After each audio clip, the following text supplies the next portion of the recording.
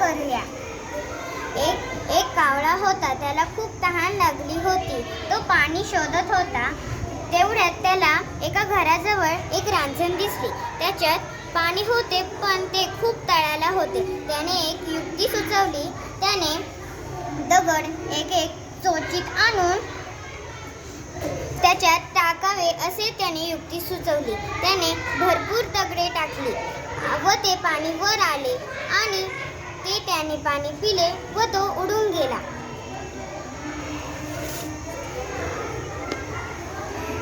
इथे एक कंपनी आहे. तिथे एक ग्राउंड आहे.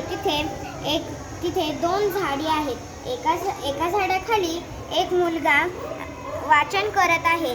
त्या झाडालाच एक मुलगी झोका खेळत आहे व 2 मुले बॉल खेळत आहेत. एक मुलगा झाडाच्या फांदीवर दुर्बीण मधून काहीतरी पाहत आहे व एक मुलगी झाडाखाली चित्र काढत आहे.